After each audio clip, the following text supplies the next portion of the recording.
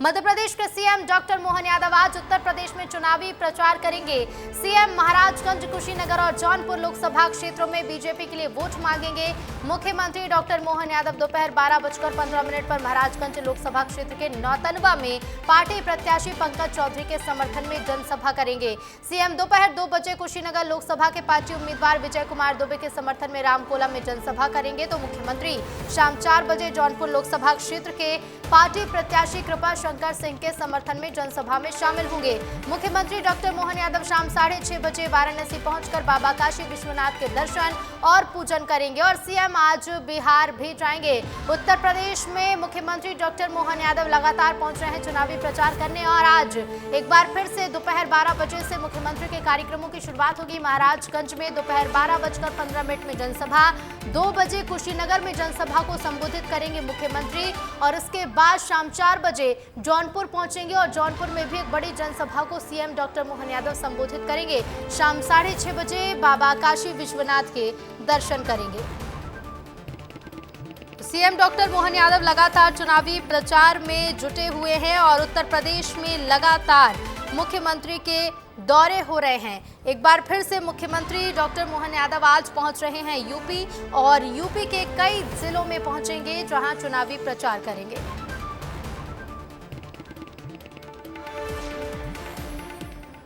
और चलिए मुख्यमंत्री डॉक्टर मोहन यादव के दौरे की और ज्यादा हम जानकारी लेंगे। जौनपुर से हमारे संवाददाता आदर्श सिंह, तो ब्यूरो चीफ श्याम सिंह तोमर भी भोपाल से जुड़ गए हैं। आदर्श, मैं आऊंगी आपके पास सबसे पहले और ये जानना चाहूंगी कि उत्तर प्रदेश में जिस तरह से हम देख रहे हैं लगातार मुख्यमंत्री के दौरे हैं, आज के कार्यक्रम को लेकर विस्तार से जानकारी दीजिएगा।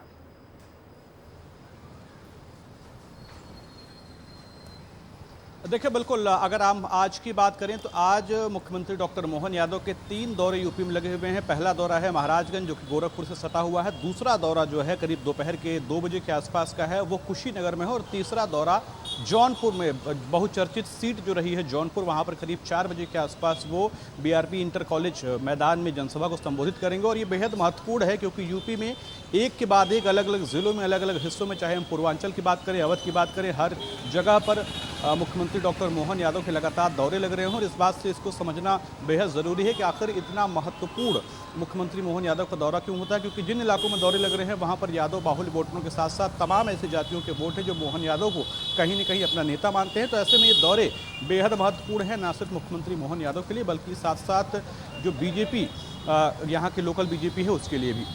जी बिल्कुल आदर्श, लगातार दौरे हो रहे हैं। लौटूंगी मैं आपके पास। श्याम जी भी बने हुए हैं। श्याम जी, मुख्यमंत्री डॉक्टर मोहन यादव जिन्होंने मध्य प्रदेश में तो खूब चुनावी प्रचार किया, कई नामांकन में शामिल भी हुए हैं, लगभग हर जिले में पहुंचे भी। अब बारी उत्तर प्रदेश की हम देख रहे हैं कि लगातार उत्तर प्रदेश पर भी बीजेपी फोकस कर रही है और मुख्यमंत्री मोहन यादव जो यादव समाज से आते हैं तो एक विशेष प्रभाव डालने की कोशिश भी है यूपी में।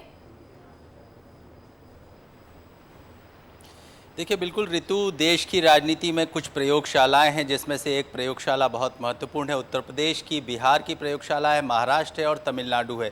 ये वो जगह है जहां से देश की राजनीति की धुरी एक तरह से, तो उत्तर प्रदेश में रहना, यादव बहुल जो इलाके हैं उनमें जाना, इसके अलावा जो ओबीसी वोट बैंक है उसको जो है रिझाना, उसको जो है आकर्षित करना, ये लक्ष्य है भाजपा का।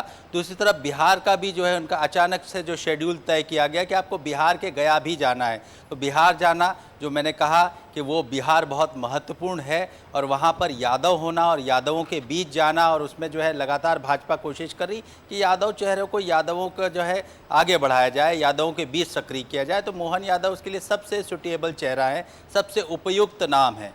जी बिल्कुल बिल्कुल श्याम जी, सही कहा आपने। और आदर्श, मैं आपके पास आ रही हूँ। आदर्श, जिस तरह से देखा हमने आज, देखिए बिहार का दौरा करेंगे, यूपी का दौरा करेंगे, शाम का वो समय होगा जब बाबा काशी विश्वनाथ के दर्शन करने भी मुख्यमंत्री पहुंचने वाले हैं। कौन कौन इस दौरान मौजूद रहेगा और क्या जानकारी है?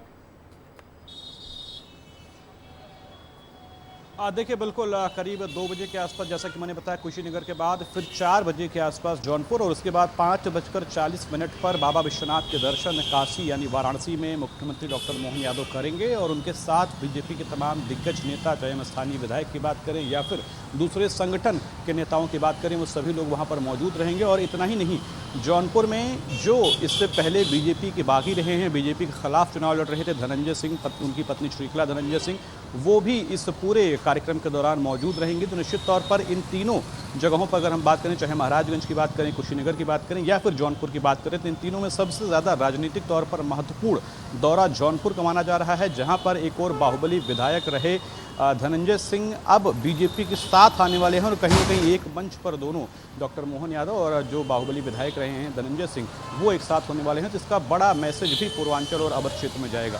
बिल्कुल एक बड़ा मैसेज देने की कोशिश भी करती हुई नजर आएगी पार्टी आदर्श। फिलहाल शुक्रिया आपका हमसे जुड़ने के लिए, और इसके साथ ही श्याम जी जुड़े थे। श्याम जी आपका भी शुक्रिया जुड़ने के लिए और तमाम जानकारी के लिए। तो लगातार मुख्यमंत्री डॉक्टर मोहन यादव पहुंच रहे हैं और इसके साथ ही आपको बता दें कि लगातार दौरे भी कर रहे हैं। तो इंदौर में देखिए, इंदौर की बात करेंगे जहां कांग्रेस ने बीजेपी नेता अक्षय कांति बम के पोस्टर्स लगाए हैं। बम की जानकारी देने वाले को 5100 रुपए का इनाम दिया जाएगा। धारा 307 के मामले में फरार चल रहे हैं बम। तो इंदौर की आपको खबर बता दें, कांग्रेस ने बीजेपी नेता अक्षय कांति बम, जो कि कांग्रेस छोड़कर बीजेपी में शामिल हुए हैं, अब कांग्रेस ने यहां पर पोस्टर वॉर शुरू कर दिया है। अक्षय कांति बम के पोस्टर्स लगाए गए हैं शहर भर में और अक्षय कांति बम की जानकारी देने वाले को 5100 रुपए का इनाम दिया जाएगा। धारा 307 के मामले में अक्षय कांति बम फरार चल रहे हैं। कई तरह के आरोप अक्षय कांति बम पर कांग्रेस लगा रही है और चलिए बयान भी सुनवाते हैं। धोखेबाज कांग्रेस पार्टी के साथ गद्दारी करने वाले 307 के फरार आरोपी अक्षय बम को गिरफ्तार करने के लिए, पुलिस का सहयोग करने के लिए जो भी सज्जन एवं कांग्रेस जन सूचना देगा, उस सज्जन और कांग्रेस जन को 5100 रुपये के इनाम की घोषणा की गई है। तो बता दें, अक्षय कांति बम जो कि कांग्रेस छोड़ बीजेपी में शामिल हुए और उस समय जब कांग्रेस ने उन्हें इंदौर से लोकसभा का प्रत्याशी बनाया था, अब जैसे ही बीजेपी में शामिल हुए अक्षय कांति बम, लगातार कांग्रेस हमला बोल रही है और अब एक पोस्टर्स भी लगाए गए हैं, पोस्टर्स भी देखने को मिल रहे हैं। और चलिए सीधे रुख करेंगे इंदौर का। हमारे सहयोगी पुनीत विजयवर्गीय इंदौर से सीधे लाइव जुड़ गए हैं। पुनीत, जब से अक्षय कांति बम ने बीजेपी ज्वाइन की है, कांग्रेस लगातार हमलावर है और यही वजह है कि अब शहर में पोस्टर वॉर भी शुरू हो गया है। कांग्रेस की ओर से पोस्टर्स लगाए गए हैं। जी देखिए, अक्षय बम तो कांग्रेस को छोड़ चुके हैं, लेकिन कांग्रेस अक्षय बम को नहीं छोड़ रही है। इसकी वजह यह है कि अक्षय बम पर धारा 307 यानी हत्या के प्रयास का धारा उनके 14 साल पुराने प्रकरण में कोर्ट के आदेश में बढ़ाई गई है।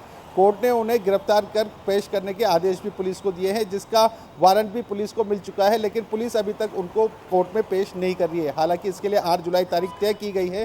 तो ऐसे में अब कांग्रेस उन्हें फरार बताकर शहर भर में पोस्टर चिपका रही है। अक्षय बम फरार है, उनको जानकारी जो भी देगा उसे 5100 रुपये का इनाम दिया जाएगा, चाहे वो आम नागरिक हो या कांग्रेस कार्यकर्ता।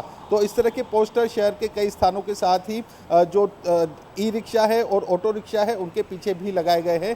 तो निश्चित तौर पर कांग्रेस तो कहीं न कहीं अक्षय बम के पीछे पड़ी है और अब चाहते हैं कि वो गिरफ्तार हो जाए और जेल भी पहुंच जाए। लेकिन पुलिस का मानना इस पूरे प्रकरण में बहुत अलग है। पुलिस का यह कहना है कि अक्षय बम फरार नहीं है, उनका गिरफ्तारी वारंट जरूर जारी हुआ है, लेकिन 8 जुलाई कोर्ट में पेश करने की तारीख दी है। तो 8 जुलाई तक पुलिस उन्हें पेश करने का दावा कर रही है। जी बिल्कुल, अब पुलिस पेश करने का दावा तो कर रही है, अब आगे इस पर बयानबाजी कैसी होगी पुनीत, ये देखना बेहद दिलचस्प होगा। फिलहाल शुक्रिया आपका तमाम जानकारी के लिए। तो इंदौर में अब अक्षय कांति बम के पोस्टर्स लगे हुए हैं और जमकर कांग्रेस हमलावर भी है। इधर कांग्रेस से बीजेपी में आए वरिष्ठ नेता सुरेश पचौरी इन दिनों बीजेपी के लिए खूब पसीना बहा रहे हैं। विस्तार न्यूज से खास बातचीत में सुरेश पचौरी ने कहा कि वो बिना शर्त के बीजेपी में आए हैं। उन्होंने कहा कि वो बीजेपी में इसलिए आए हैं ताकि अपने अनुभव का लाभ पार्टी को दें और खूब जमकर काम करें। मध्य प्रदेश की राजनीति में चमकता हुआ नाम रहे हैं सुरेश पचौरी। सर, आप लगातार जो है लोकसभा चुनाव 2024 में सक्रियता के साथ हमको प्रदेश के कोने कोने में जाते हुए दिखाई दिए। भाजपा के जो तमाम कैंडिडेट हैं उनके साथ जो है आप दिखाई दिए, क्या अनुभव रहा आपका? देखिए, 2024 का लोकसभा का चुनाव एक अलग संदर्भ और परिस्थितियों में हो रहा है। इस चुनाव में महत्वपूर्ण बात यह है कि लोगों के दिमाग में ये बात बहुत स्पष्ट है कि मोदी जी को फिर से प्रधानमंत्री बनाना है। सर, भाजपा जब आपको लाई या आप भाजपा में जब आए तो एक शब्दावली आई कि दूध में शक्कर की तरह घुल जाएंगे और पता भी नहीं लगेगा, ये कैसे किया? देखिए, प्रश्न कांग्रेस पार्टी या भारतीय जनता पार्टी का नहीं है। दुर्भाग्य से कांग्रेस पार्टी हाल ही में जो फैसले ले रही है और हाल ही में जो उन्होंने निर्णय लिए हैं वो सनातन धर्मियों के लिए भी दुखदाई रहे हैं। कहीं ना कहीं उनको कष्ट पहुंचा है और राष्ट्र हित सोचने वालों को भी कष्ट पहुंचा। जीतू पटवारी आखिर किस मामले में फेल हो रहे हैं? देखिए, मैं तो इशारे में यही कहना चाहूँगा तोमर जी, कुछ तो बात होगी, वरना लोग यूं ही बेवफा नहीं होते। वो कह रहे हैं कि राख के ढेर में बहुत शोले नहीं होते, कांग्रेस को लेकर उन्होंने कहा। बाकी उन्होंने कहा भाजपा की रीति नीति स्पष्ट है देश को लेकर, इसीलिए उनको ये पार्टी अपने लिए मुफीद लगी, इसीलिए वो उस पार्टी में गए और बहुत बखूबी काम कर रहे हैं। श्याम सिंह तोमर, विस्तार न्यूज़ के लिए। मध्य प्रदेश के पूर्व सीएम शिवराज सिंह चौहान ने कांग्रेस और राहुल गांधी पर जोरदार वार किया है। शिवराज सिंह चौहान ने पीओके को लेकर कांग्रेस पर हमला बोला और कहा कि पंडित नेहरू की वजह से देश का विभाजन हुआ है। उन्होंने कहा कि पीओके भारत का है और इसे लेकर रहेंगे। शिवराज सिंह चौहान राहुल गांधी पर भी जमकर बरसे। उन्होंने कहा कि राहुल गांधी सौंपे नहीं बल्कि थोपे गए नेता हैं। आज तो देश ही सवाल पूछ रहा है, भारत के विभाजन का दोषी आखिर कौन था? कांग्रेस, स्वर्गीय पंडित जवाहरलाल नेहरू जी।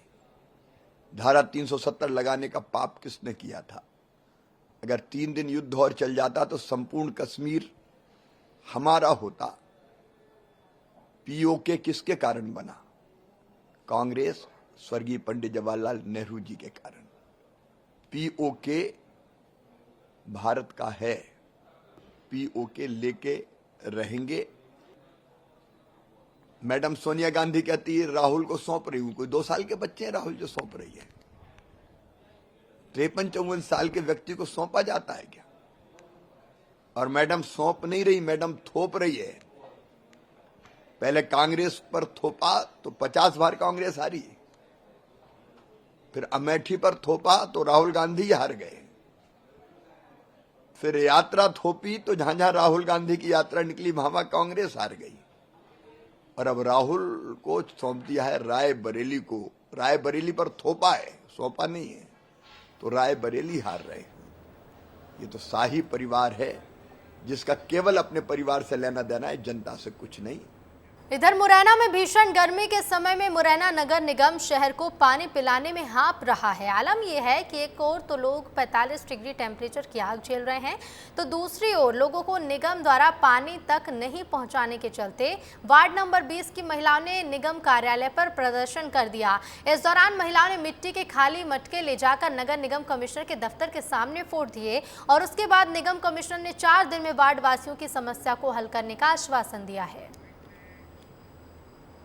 5 साल से परेशान हो रहे हैं और बिल्कुल पानी की सुविधा नहीं हो रही है। 3-4 गली हैं, रात भर जगते हैं, हम पानी भरते हैं और फिर भी पानी नहीं आता। 1 घंटा, आध घंटा बस।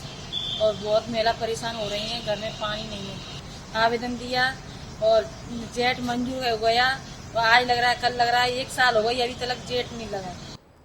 अब खबर है मुरैना से, जहां की जौरा तहसील में 4 गाड़ियां आग में जलकर खाक हो गई। यहां के वार्ड नंबर 11 में गाड़ियों के एक गैराज में आग लग गई थी। एक कार में लगी आग ने देखते ही देखते 4 गाड़ियों को अपनी चपेट में ले लिया। बीच आग में ही कुछ गाड़ियों को गैराज से निकाला गया। इस बीच दमकल की गाड़ियां भी मौके पर पहुंची। आग क्यों लगी इसकी वजह सामने नहीं आ पाई है।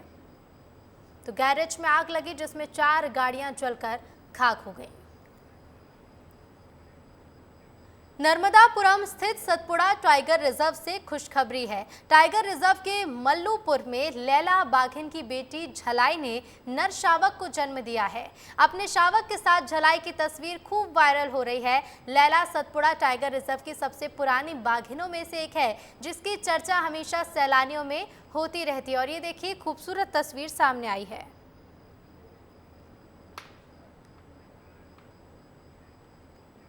मध्य प्रदेश में इन दिनों भीषण गर्मी पड़ रही है। सुबह से ही सूरज के तीखे तेवर हो जाते हैं, जबकि रातें भी गर्म हैं। ग्वालियर, चंबल के साथ अब मालवा, निमाड़ में भी आसमान से शोले बरस रहे हैं। यहां दिन का टेम्परेचर 45 डिग्री के पार है। मौसम विभाग के मुताबिक 24 से 25 मई से पूरा प्रदेश लू की चपेट में रहेगा। प्रदेश के कई जिलों में पारा 45 डिग्री के पार पहुंच गया। रतलाम सबसे हॉट रहा। यहां दिन का तापमान 45.6 डिग्री सेल्सियस तक जा पहुंचा, तो वहीं दतिया में पारा 45.5 डिग्री सेल्सियस, गुना का तापमान 45.4 डिग्री सेल्सियस और ग्वालियर का तापमान 45 डिग्री सेल्सियस दर्ज किया गया है। तो आसमान से आग बरस रही है। लू की चपेट में है मध्य प्रदेश, क्योंकि लगातार तापमान में बढ़ोतरी देखने को मिल रही है। और अब खबर है कटनी से, जहां कई धाराओं में स्थायी वारंटी और 45,000 रुपए के इनामी बदमाश उत्तर प्रदेश पुलिस की सहायता से मंगलवार को गिरफ्तार कर लिया गया। वो श्री राम लला के दर्शन करने के लिए अयोध्या पहुंचा था। पुलिस लंबे समय से आरोपी किस्सू उर्फ किशोर तिवारी की तलाश कर रही थी, लेकिन वो पुलिस को चकमा दे रहा था। अब कटनी पुलिस उसे पकड़कर अपने साथ लेकर आ रही है। तो स्थायी वारंटी को गिरफ्तार कर लिया गया है। फरार चल रहा था, इसको 2015 में गिरफ्तार किया पुलिस ने। उसके बाद पुनः यह फरार हो गया था, तो अभी हमने इसको फिर विधि सम्मत कार्रवाई के लिए इसको गिरफ्तार किया है। मैं बताना चाहूँगा कि इस प्रकरण में मेरे द्वारा व्यक्तिगत रूप से पुलिस अधीक्षक कार्यालय से 10,000 रुपये का इनाम वारंटी के विरुद्ध घोषित किया गया था, जिसे क्रमशः DIG साहब के द्वारा और आदरणीय IG साहब के द्वारा बढ़ा करके 30,000 रुपये कर दिया गया।